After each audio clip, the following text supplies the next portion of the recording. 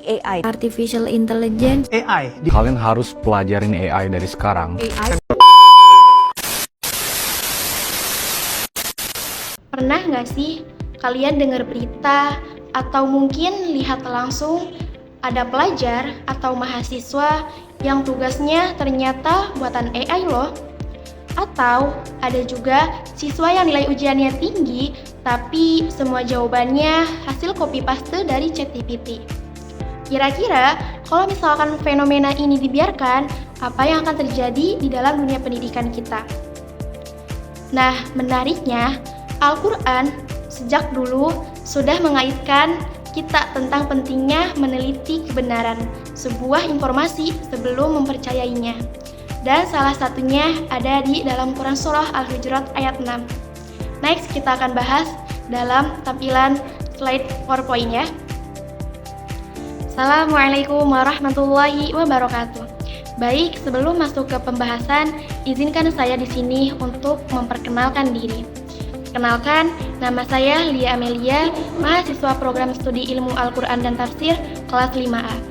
Video presentasi ini merupakan tugas UTS mata kuliah Analisis Teks Tafsir Kontemporer dengan dosen pengampu Ustadz Zaki Mumtaz Ali MAG. Pada kesempatan kali ini, saya akan memaparkan materi dengan tema relevansi Quran Surah Al-Hujurat ayat 6 terhadap penyalahgunaan AI dalam pendidikan menurut tafsir Al-Munir. Nah, teman-teman, kenapa tema ini penting untuk kita bahas? Karena kita semua sekarang hidup di era digital, di mana AI ini sudah masuk ke hampir semua aspek kehidupan, termasuk dunia pendidikan. Tapi sayangnya cara penggunaan AI tidak selalu tepat. Nah, disinilah kita coba bahas menurut Al-Quran. Di sini saya akan membahas beberapa poin penting, yaitu yang pertama, topik yang akan dikaji. Kedua, ayat yang dikaji. Ketiga, analisis teks tafsir Al-Munir. Keempat, relevansi di era AI. 5, prinsip tabayun digital. Dan yang terakhir, kesimpulan. Oke, yang pertama, topik yang akan dikaji dengan fenomena penyalahgunaan AI di dunia pendidikan. Nah, di sini teman-teman mungkin sering dengar atau bahkan lihat sendiri fenomena seperti ada mahasiswa yang copy paste tugas dari AI bahkan tanpa paham isinya. Ada juga yang mengambil jawaban instan dari AI padahal itu salah. Dan juga bahkan ada yang pakai AI untuk plagiasi skripsi loh. Fenomena ini jelas dari masalah teman-teman. Nah, dalam kajian ini saya akan menghubungkan dengan Quran Surah Al-Hujurat ayat 6 yang membahas tentang tabayun atau verifikasi informasi dengan rujukan tafsir dari Wahbah Az-Zuhaili dalam tafsir Al-Munir. Nah, berikutnya ayat yang dikaji. Mari kita lihat dulu ayat yang menjadi landasan kajian kita kali ini, yaitu Quran Surah Al-Hujurat ayat 6. Allah Subhanahu wa taala berfirman, A'udzu billahi minasy syaithanir rajim. Bismillahirrahmanirrahim. Ya ayyuhalladzina amanu in ja'akum fasiqun binaba'in fatabayyanu an tusibu qauman bijahalatin fatusbihu ala ma fa'altum nadimin. Shadaqallahul azim.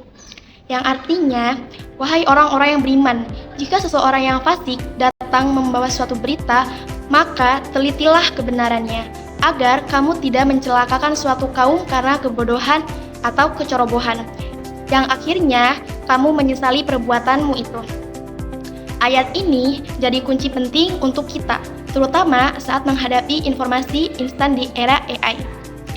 Nah, slide berikutnya, analisis teks tafsir Al-Munir. Dalam tafsir Al-Munir, Wahbah Az-Zuhaili menjelaskan. Di sini ada at-tafsir wal bayan. Ya ayyuhalladzina saddaqu billahi ta'ala wa rasulihi in atakum fajirun la yaballi bil kadhibi bi khairi fihi idrarun bi ahadin fatabayyanul haqiqata Fatathabbatu minal amri wala tata'ajjalu bil hukmi hatta tatabassaru fil amri wal khabari litatadhihal haqiqatu wa tadhharu khasyata an tusibu qauman bil adha wa tulhiqu bihim dararan la yastahiqunahu wa antum jahiluna halahum fatasiru ala ma hakamtum alaihim bil khata'i nadimina ala dhalika mutammina lahu mutamannina adada waqu'ihi. Nah, teman-teman, dari teks tafsir Al-Munir tadi ini menjelaskan kalau misalkan ada orang pendusta yang datang membawa berita yang bisa merugikan seseorang, maka telitilah kebenarannya baik-baik. Jangan terburu-buru mengambil keputusan sebelum benar-benar menyelidikinya. Supaya apa? Karena kebenaran agar terlihat jelas. Kalau tidak, itu dikhawatirkan kalian menimpakan musibah pada suatu kaum tanpa alasan yang benar, yang akhirnya kalian menyesal, merasa bersalah, sedih, dan berharap semua itu tidak terjadi.